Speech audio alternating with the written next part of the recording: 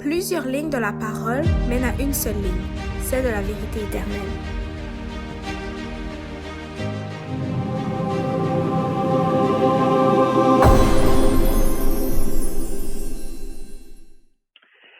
Eh bien, bonjour ou bonsoir, selon que là où vous vous trouvez. Et j'espère que vous me recevez convenablement. Et sachez que c'est une joie pour moi que de pouvoir être euh, présent à distance et très précisément que de pouvoir participer à ce séminaire à distance. Et donc, je bénis le Seigneur pour cela et merci pour l'invitation. Et, et sans plus tarder, nous allons invoquer la présence du Seigneur par la prière et je vous inviterai, là où c'est possible, à pouvoir vous prosterner pour cela. Notre Dieu, notre Père céleste, merci pour ce doux privilège que tu nous accordes de pouvoir invoquer ton nom en cet instant. Et nous reconnaissons notre indignité et c'est pour cela que nous venons au nom de Jésus pour nous approcher de toi afin de réclamer la bénédiction promise. Et veuille ouvrir notre intelligence aussi bien que nos cœurs à la compréhension de ta parole afin que celle-ci puisse être plantée dans nos cœurs. Bénis ce moment, bénis aussi la technologie qui est employée, utilisée pour que ce message soit diffusé. Et c'est pour la gloire de ton Saint-Nom et celui de Jésus que nous t'en prions, Père. Amen.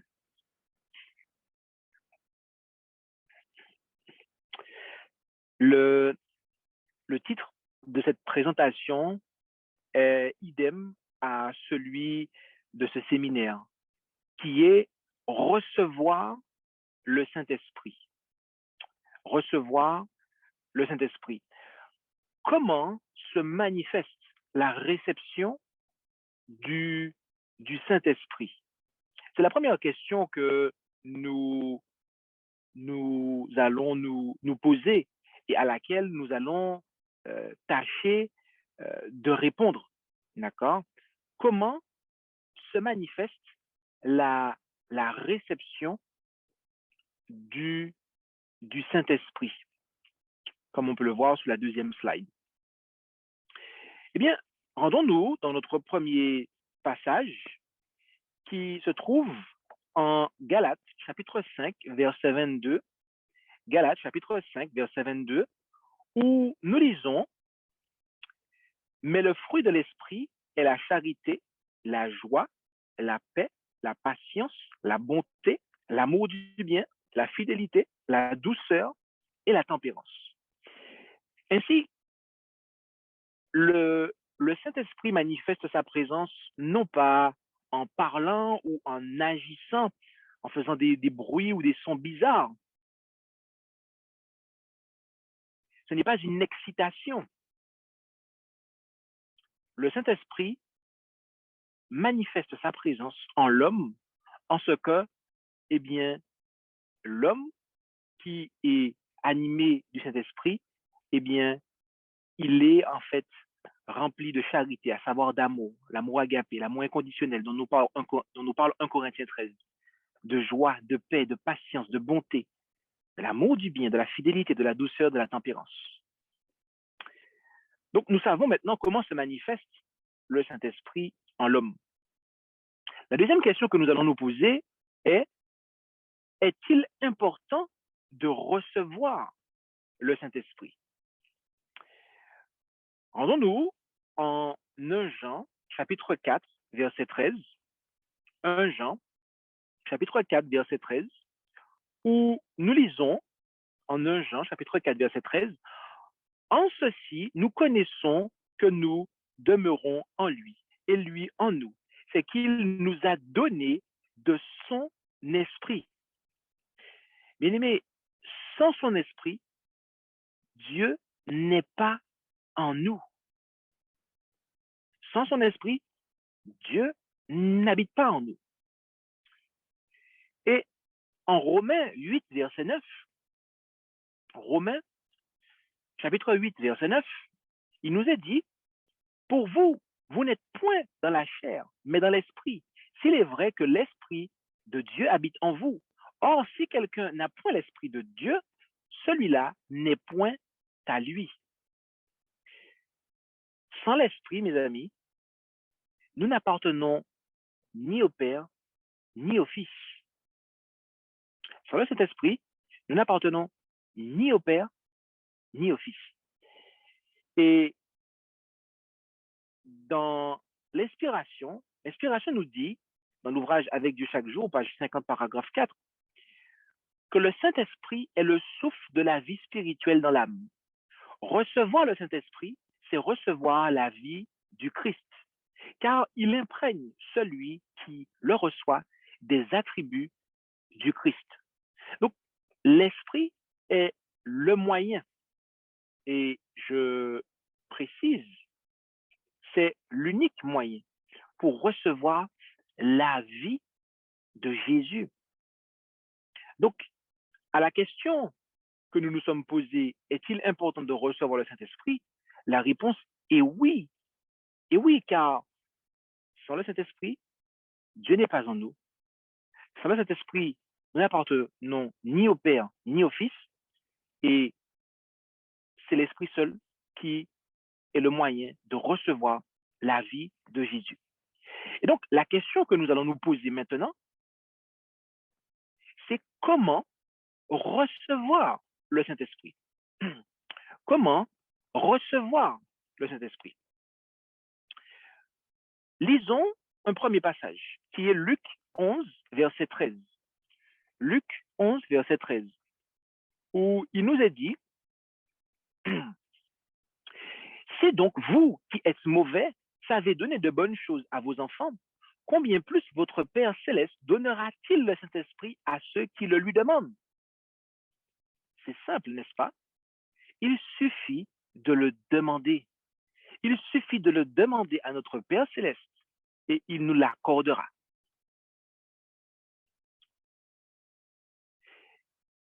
Et voyez-vous, nous allons considérer d'autres passages.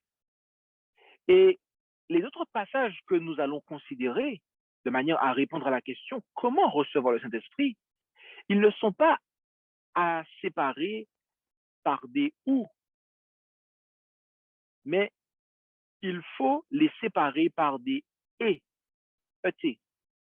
C'est-à-dire que nous allons voir une succession en fait de conditions pour recevoir le Saint-Esprit. La première d'entre elles est de le demander à Dieu, en prière bien évidemment. La deuxième condition qui s'ajoute à la première, qui est de demander, c'est celle que nous lisons en Jean 7, versets 37 à 39. Jean 7, versets 37 à 39, où il est dit, le dernier et le grand jour de la fête, Jésus se trouvait là et s'écriait, si quelqu'un a soif, qu'il vienne à moi et qu'il boive. Celui qui croit en moi, des fleuves d'eau vive couleront de son sein, comme dit l'Écriture. Or, il dit cela de l'Esprit que devaient recevoir ceux qui croiraient en lui, car le Saint-Esprit n'avait pas encore été donné, parce que Jésus n'était pas encore glorifié.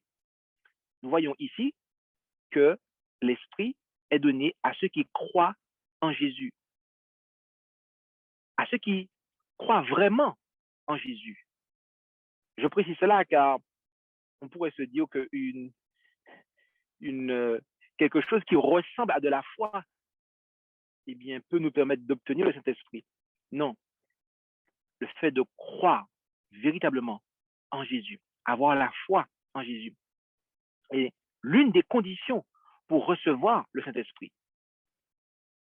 Et ce ne sont pas les deux seuls. Le simple fait de demander à Dieu et de croire en Jésus, eh bien, ne sont pas les deux seules conditions. Il y en a d'autres. Considérons ces autres conditions. Proverbe 1, verset 23. en contient une autre, une troisième autre. Proverbe 1, verset 23. Étant repris par moi, convertissez-vous. Voici, je vous communiquerai de mon esprit en abondance. Je vous ferai comprendre mes paroles. Le fait d'étudier et de comprendre la parole de Dieu, eh bien, nous permettra de recevoir le Saint-Esprit. Et un autre passage qui va dans ce sens est celui que nous trouvons en Jean chapitre 6, verset 63, où il nous est dit, c'est l'esprit qui vivifie, la chair ne sert de rien. Les paroles que je vous dis sont esprit et vie. Oui, les paroles sont l'expression, en fait, de la pensée. OK? Donc, les paroles de Dieu sont esprit. Elles contiennent l'esprit.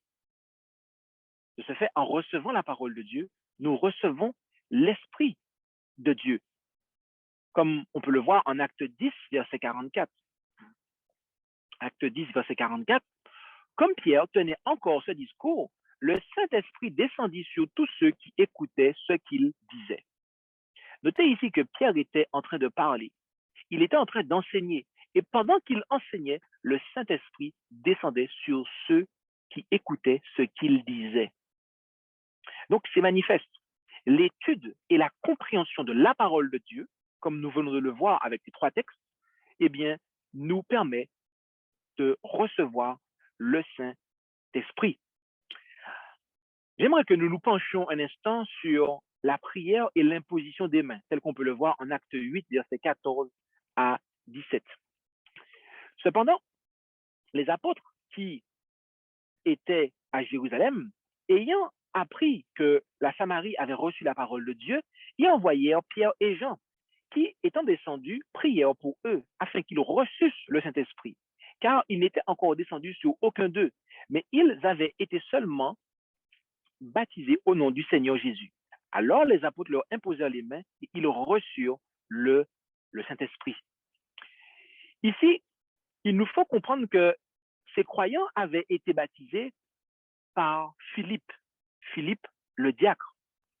Et ils n'avaient pas, en fait, reçu le Saint-Esprit à ce moment-là. Pourquoi? Eh bien, parce qu'ils avaient eu la connaissance suffisante pour recevoir le baptême. Parce que rappelez-vous que la Samarie, c'est l'endroit où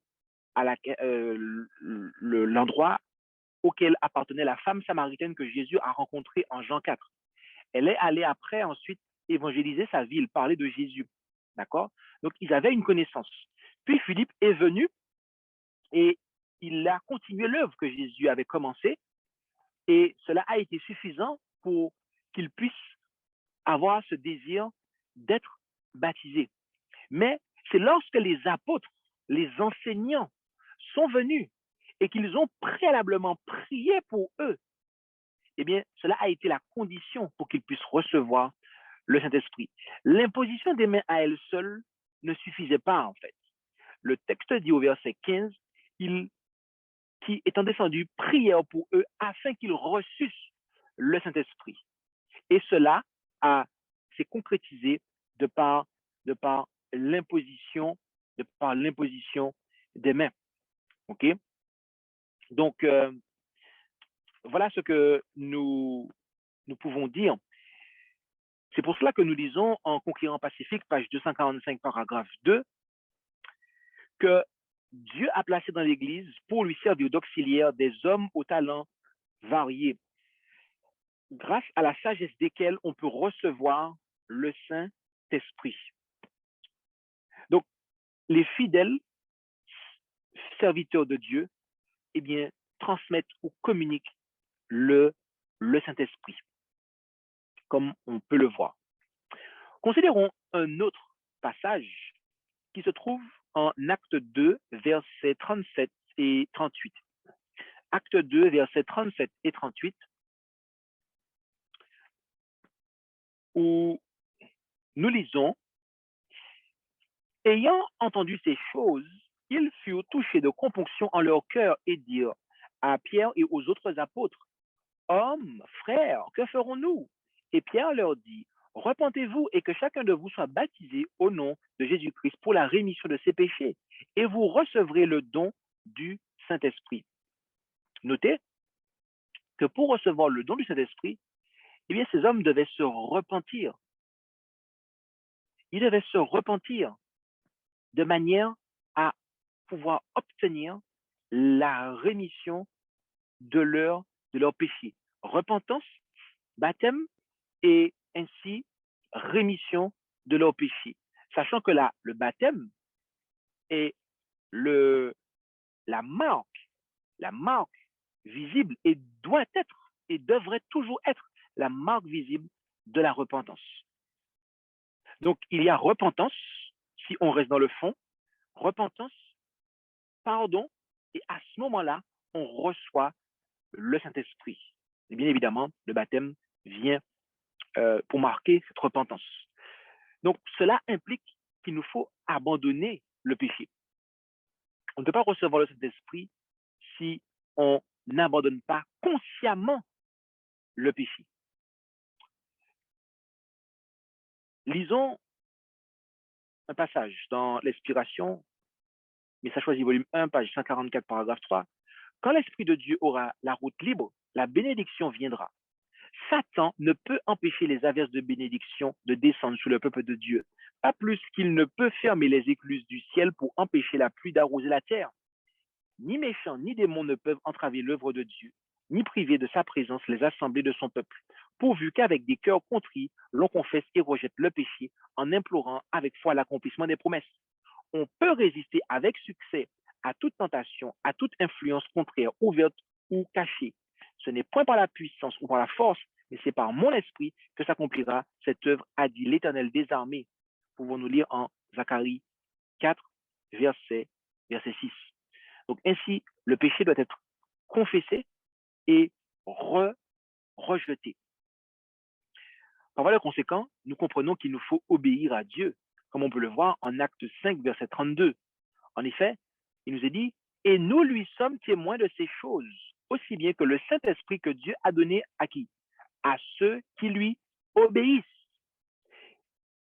Le Saint-Esprit n'a jamais, n'est pas et ne sera jamais donné à ceux qui décident de désobéir à Dieu. Et l'obéissance, qui implique le fait de délaisser ses péchés, eh bien, implique aussi le fait d'abandonner ses idoles. En effet, en Ézéchiel 11, versets 18 à 21, nous lisons, « Ils y entreront et feront disparaître de son sein toutes les idoles et toutes les abominations. Je leur donnerai un même cœur et je mettrai en eux un esprit nouveau, etc., etc. » Donc, lorsque on fait disparaître les idoles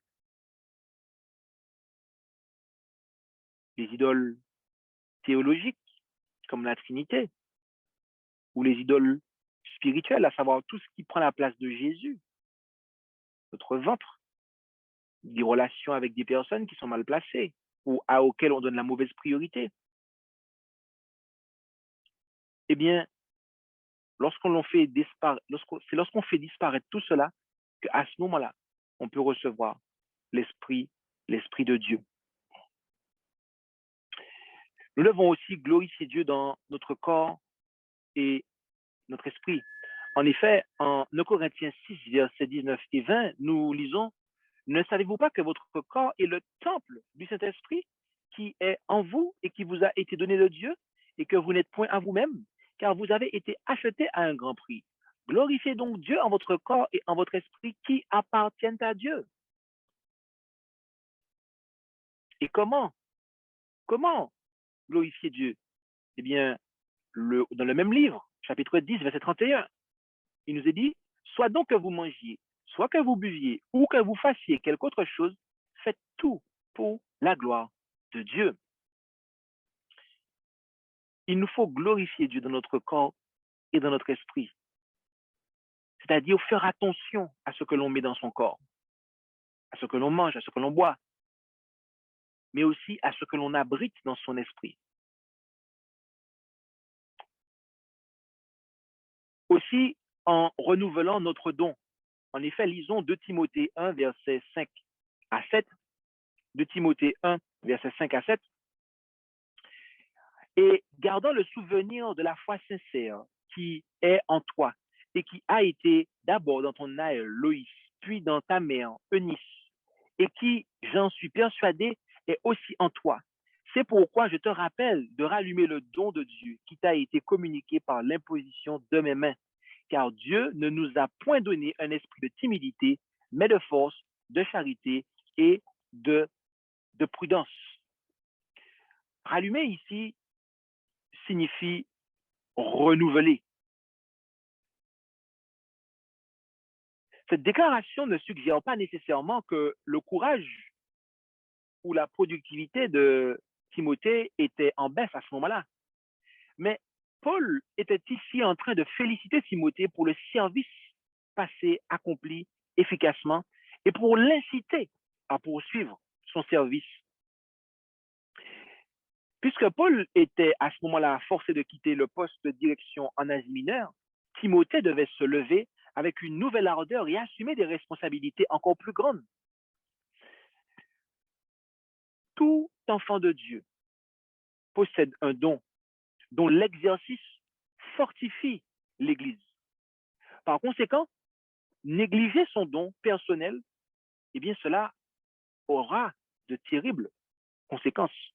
Premièrement, l'efficacité à sauver les âmes sera diminuée et la progression de la mission confiée à l'Église, eh bien, en sera affectée.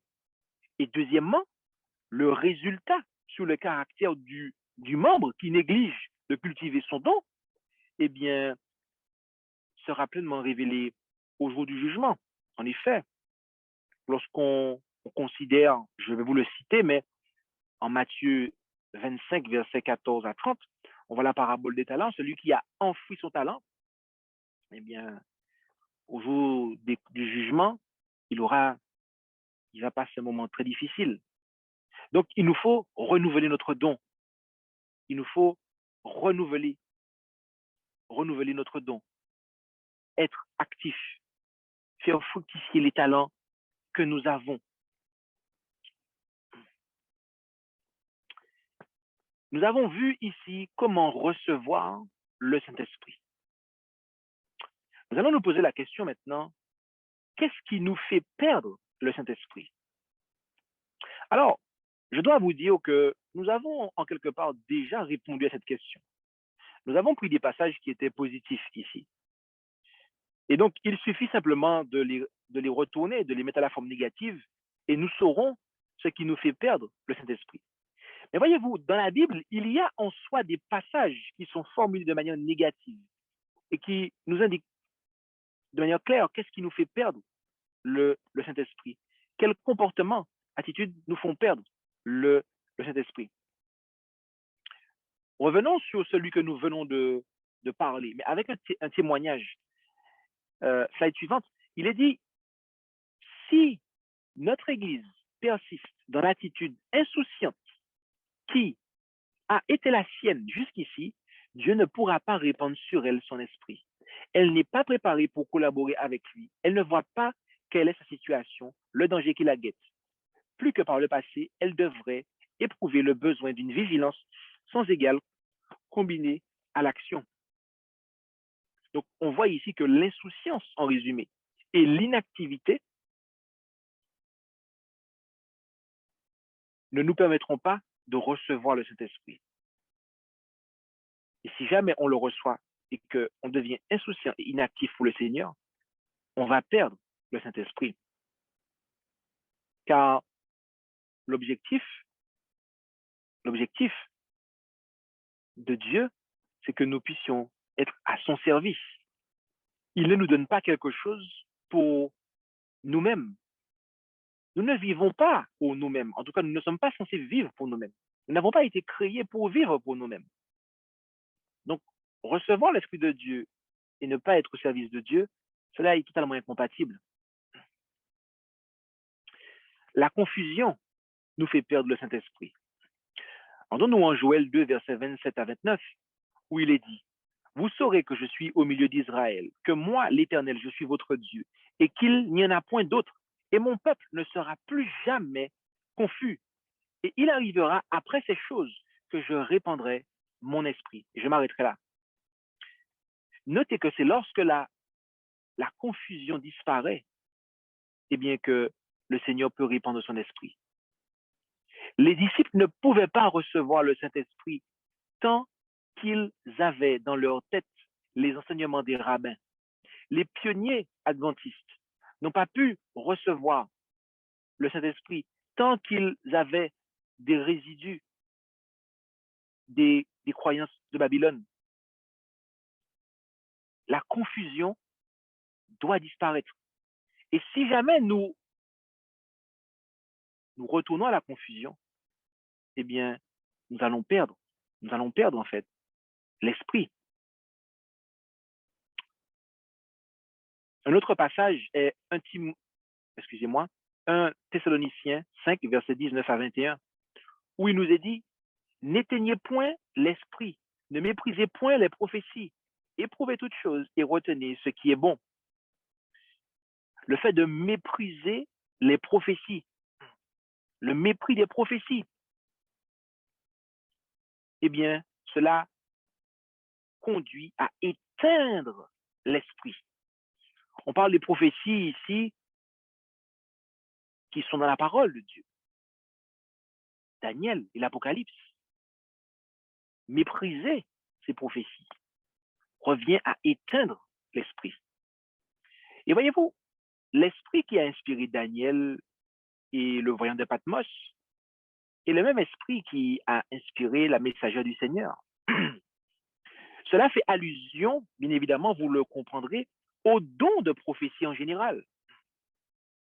Donc, lorsqu'on dit le mépris des prophéties, par extension, il nous faut comprendre le mépris du don de prophétie. Si nous méprisons, mes amis, le don de prophétie, nous allons perdre l'esprit, en ce que nous allons éteindre l'esprit.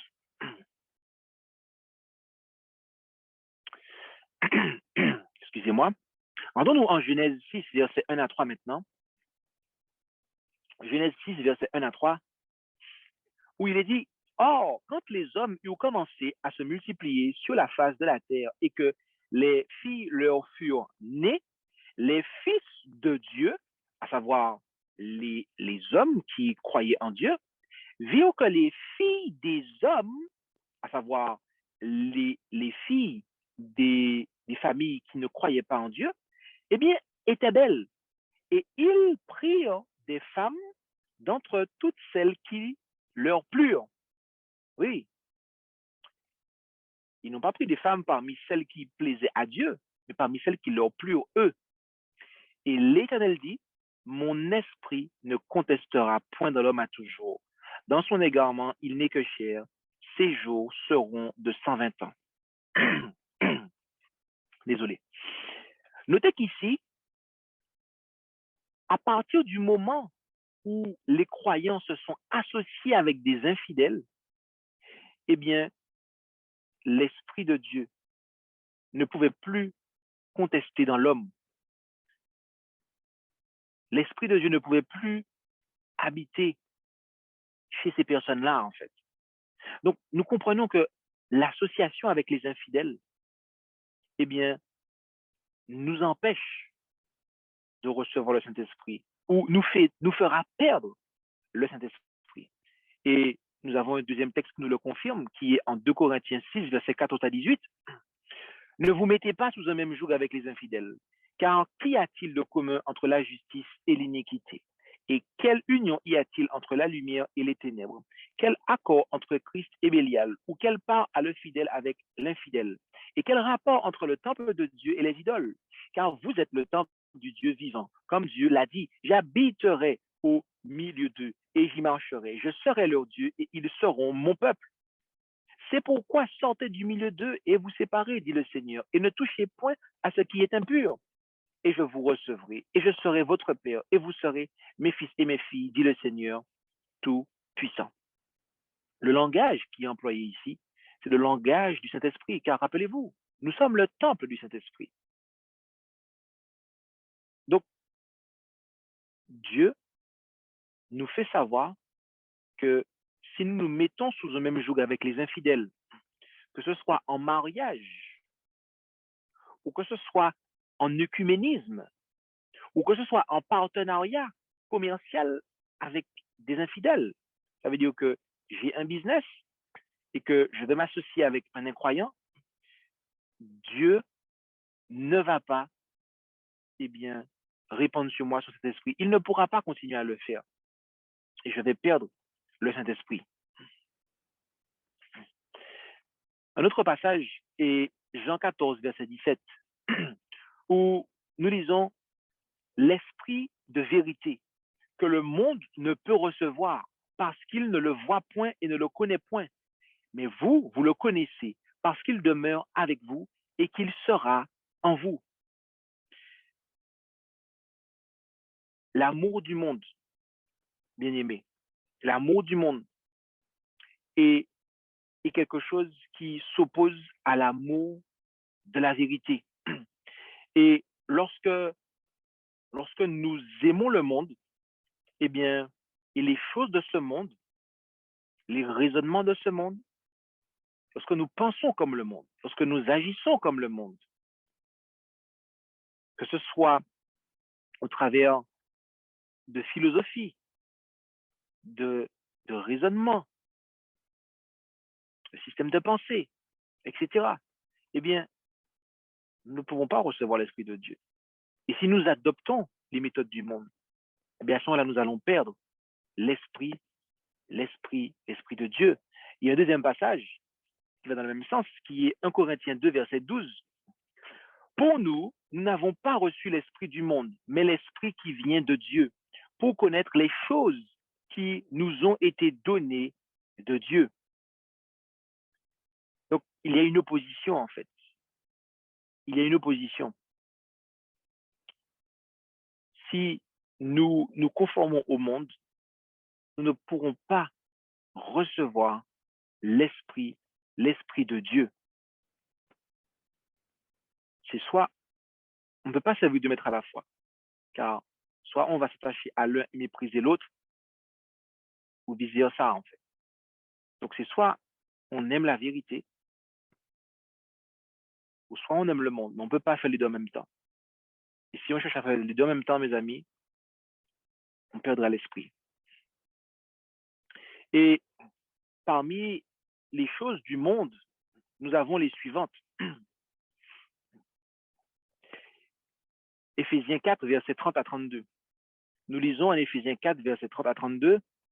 Et ne contristez point le Saint-Esprit de Dieu, par lequel vous avez été scellés pour le jour de la rédemption. Que toute amertume, toute animosité, toute colère, toute crierie, toute médisance soit bannie du milieu de vous, ainsi que toute méchanceté. Mais soyez les uns envers les autres bons, miséricordieux, vous pardonnant les uns aux autres, comme Dieu vous a aussi pardonné en Christ. L'animosité, ou je reprends, l'amertume, l'animosité, la colère, les crieries, les calomnies, autrement dit médisance, la méchanceté, tout cela, mes amis, cela nous fait perdre le Saint-Esprit. Cela fait perdre le Saint-Esprit. Et cela fait perdre le Saint-Esprit pas simplement à ceux qui pratiquent ces choses, mais également à ceux qui acceptent, subissent et reçoivent ces choses. Lisons un passage de la Messagère. Enlevez vos yeux en haut, page 114, paragraphes 2 et 3. Certains abritent un esprit d'envie et de haine contre leurs frères, l'appelant l'Esprit de Dieu. Donc, notez qu'ici que la Messagère dit qu'il y a des personnes qui abritent un esprit d'envie et de haine contre leurs frères. Et ça, personne ne le voit, en fait. Ça ne se voit pas. Ils l'abritent, cet esprit. Et ces hommes-là l'appellent l'Esprit de Dieu. Donc, ce sont des croyants qui ont un esprit d'envie et de haine et qu'ils appellent cela l'Esprit de Dieu. Lisons la suite. Certains vont à droite et à gauche en rapporteur, accusant et condamnant, noircissant les caractères, instillant la malveillance dans les cœurs. Ils transmettent de faux rapports aux portes de leurs voisins qui, en les écoutant, et je reprends, qui, en écoutant les calomnies, perdent l'Esprit de Dieu. Voyez-vous, il y a des personnes, des croyants, qui se disent être animés de l'Esprit de Dieu, mais qui en fait ont un esprit d'envie et de haine, et qui vont à droite et à gauche en rapporteur, en accusateur, et ils condamnent, ils noircissent les caractères en instillant la malveillance dans les cœurs des autres. Ils transmettent de faux rapports. Et elle dit que ceux qui les écoutent, ceux qui écoutent leurs calomnies, eh bien, perdent l'Esprit de Dieu. Donc, ce ne sont pas que ceux qui propagent des calomnies, des rapports, des médisances qui n'ont pas l'Esprit de Dieu. Ceux qui les écoutent eux-mêmes perdent l'Esprit de Dieu. Même la messagère de Dieu qui témoigne de sa vérité devant le peuple n'est pas épargnée. Donc, il y avait des gens, en fait, qui disaient des calomnies et des commérages qui faisaient des calomnies et de la médisance sur Ellen White, en fait, et qui noircissent son caractère, qui essayaient de salir sa réputation pour ne pas que les gens l'écoutent. Même la messagère a subi ça, en fait. Et c'est par des gens qui se disaient avoir l'Esprit de Dieu. Elle poursuit en disant, ce péché, à savoir avoir un esprit d'envie, de haine, rapporté, accusé, condamné, calomnié, tout cela sous le couvert qu'on a l'Esprit de Dieu. Elle dit que ce péché est pire que le péché d'Acan. Son influence n'est pas limitée à ceux qui le chérissent. C'est une racine d'amertume qui en souille beaucoup. Dieu ne peut bénir l'Église avant qu'elle ne soit purgée de ce mal qui corrompt les pensées, l'esprit et l'âme de ceux qui ne se repentent pas et ne changent pas leur ligne de conduite. C'est quelque chose, mes amis. Il ne s'agit pas simplement de s'abstenir de dire du mal des autres, mais il s'agit de s'abstenir d'écouter ceux qui aiment à noircir et salir le caractère des autres.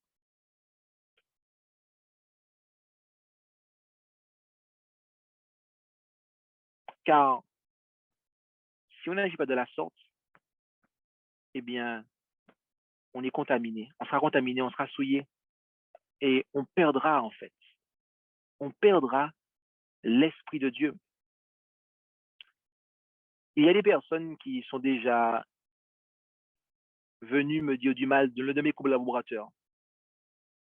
Et j'ai immédiatement dit à ces personnes, dites-moi, es-tu allé parler à ce frère pour lui dire ce que tu m'as dit là? As-tu prié pour lui et avec lui? Et ça n'avait pas été fait. Ça n'avait pas été fait. Mais l'objectif était de me dire du mal du frère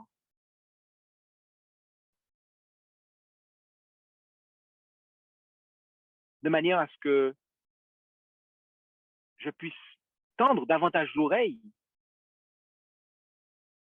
pour me faire perdre l'Esprit de Dieu, de manière à ce que je sois détourné de la mission que je devais accomplir avec ce frère et même ses frères.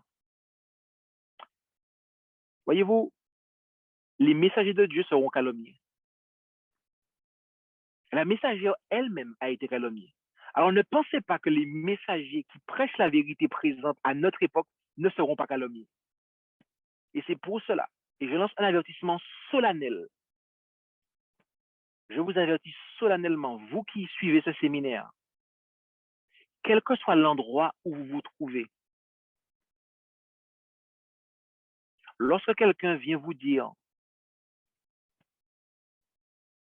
vient pour salir le nom d'un ancien, d'un pasteur, d'un prédicateur, dites à cette personne, es-tu allé prier avec ce frère? As-tu prié pour ce frère? Es-tu allé prier avec ce frère pour lui faire savoir ce que tu m'as dit là? Si la personne ne vous dit pas qu'elle a fait ça, n'écoutez même pas la personne en fait. Oubliez ce que la personne vous a dit en fait.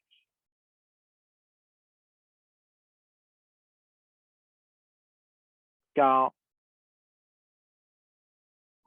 écoutez du mal qui est dit sur la personne de quelqu'un. On ne parle pas de dénoncer des enseignements, attention. Hein. Là, on parle de salir le caractère des gens. Cela empêche de recevoir le Saint-Esprit, mes amis. Et cela est pire que le péché d'accord. Et lorsque des personnes ont choisi d'avoir cela comme ligne de conduite, il vous suffit de lire 1 Corinthiens 5. Et Paul dit que s'il y a des personnes qui se disent être frères et qui notamment pratiquent la médisance, ces personnes doivent être mises dehors de l'Église, en fait. Elles doivent être mises dehors de l'Église. Lisez pour vous 1 Corinthiens 5, vous allez voir. Paul parle de cela. Et il range cela au même titre que l'adultère, que la fornication, la pratique de la médisance. Je m'arrêterai là. Lisons un autre passage. En Jésus-Christ, page 676, paragraphe 1. Il y en a un grand nombre qui font profession de croire à la promesse du Seigneur. Ils parlent du Christ et du Saint-Esprit, mais n'en retirent aucun bien. Ils ne consentent pas à être vidés et dominés par les instruments divins. On ne peut pas se servir du Saint-Esprit. Le Saint-Esprit doit se servir de nous. C'est par l'Esprit de Dieu, je reprends, c'est par l'Esprit que Dieu opère chez les siens, le vouloir et le faire pour l'accomplissement de son dessein d'amour. Beaucoup ne consentent pas à se soumettre à cette action parce qu'ils veulent garder leur liberté. C'est pour cela qu'ils ne reçoivent pas le don céleste. L'Esprit n'est donné qu'à ceux qui s'attendent humblement à Dieu et qui recherchent sa direction et sa grâce. La puissance de Dieu attend d'être réclamée et reçue. Cette bénédiction promise, quand elle est demandée avec foi, apporte à sa suite toutes les autres bénédictions.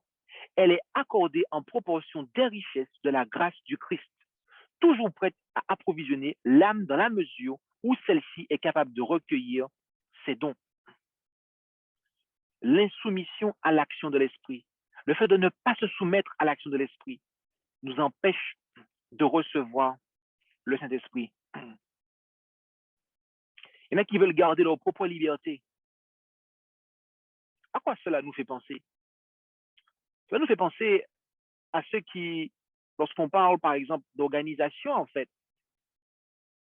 eh bien, refusent la seule et unique forme d'organisation que Dieu a voulu. Et pourquoi en fait? C'est parce que s'il y a des gens qui veulent garder leur propre liberté et ils n'ont pas envie de se soumettre aux autres, l'insoumission à l'action de l'Esprit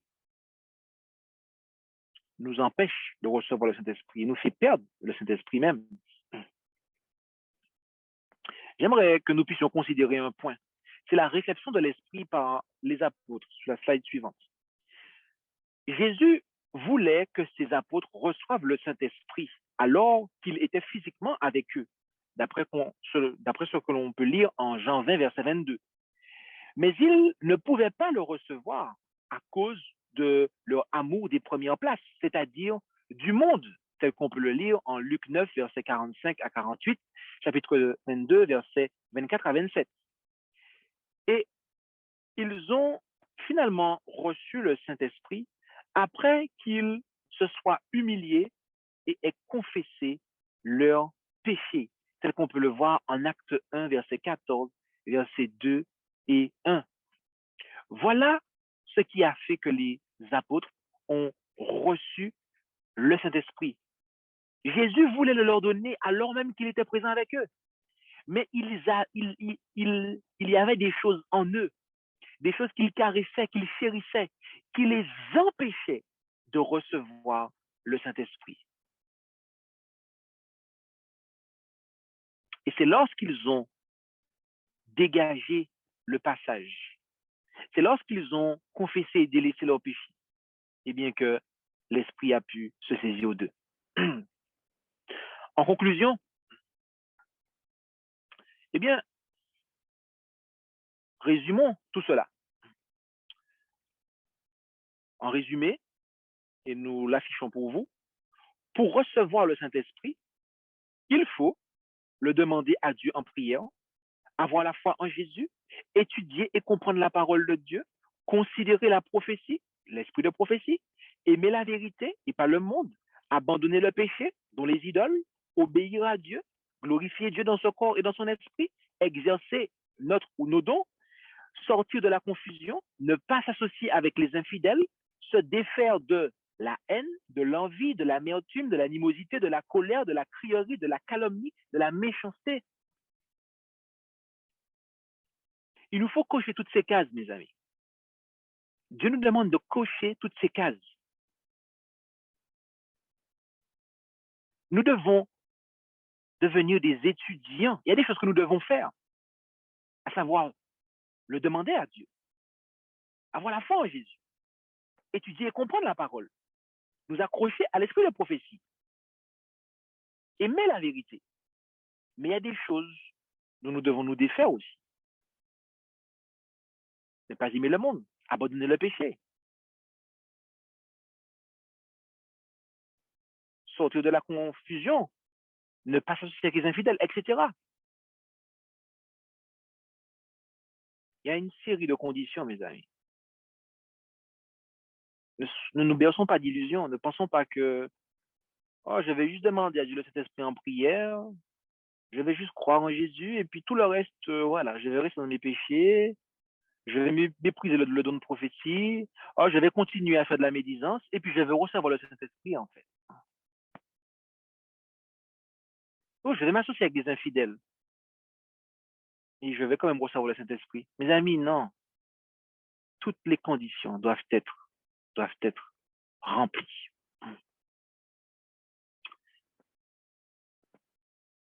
J'aimerais conclure avec deux passages. Luc 23, verset 46 et Acte 7, verset 59. Le premier nous dit, « Et Jésus, s'écriant d'une voix forte, dit, « Mon Père, je remets mon esprit entre tes mains. » Et ayant dit cela, il expira. Le deuxième nous dit, « Et pendant qu'il lapidait Étienne, il priait et disait, « Seigneur Jésus, reçois mon esprit. » Nous avons là Jésus et Étienne qui déclarent quelque chose qui est assez similaire. Le premier, Jésus, demande à son Père, il remet son esprit entre les mains de son Père. Et le second, Étienne, il le fait pour Jésus. Il demande au Jésus de recevoir son esprit. Le point commun qu'il y a avec ces deux hommes, c'est que arrivés à ce stade de leur expérience, eh bien, ils avaient un caractère sanctifié, purifié, lequel est le fruit de l'action de l'Esprit de Dieu. Et donc, dès lors, ils avaient leur passeport pour le ciel. Et ils pouvaient demander et dire avec assurance et remettre leur esprit qui avait été travaillé par l'Esprit du Seigneur, eh bien, entre les mains de celui qui était qui était au-dessus d'eux, en fait. Jésus, son Père, et Étienne, le Fils du Père, notre Seigneur Jésus-Christ. Et donc, voilà, mes amis, voilà l'objectif final. C'est de recevoir le Saint-Esprit pour qu'il puisse agir en nous et façonner notre caractère, d'accord? Façonner notre esprit pour avoir le caractère de Dieu en nous, de sorte que nous puissions avoir notre passeport pour le ciel. Et lorsque notre course s'arrêtera, ou lorsque Jésus reviendra, eh bien, nous aurons l'assurance et nous pourrons dire avec confiance, Seigneur, reçois mon esprit. Pourquoi? Eh bien, parce que ça sera son esprit. Il aura mis en nous son esprit. Donc, on pourra lui remettre notre esprit et on voudra le faire. Alors, plaise à Dieu qu'il en soit ainsi. Et je vous invite à pouvoir prier pour clôturer.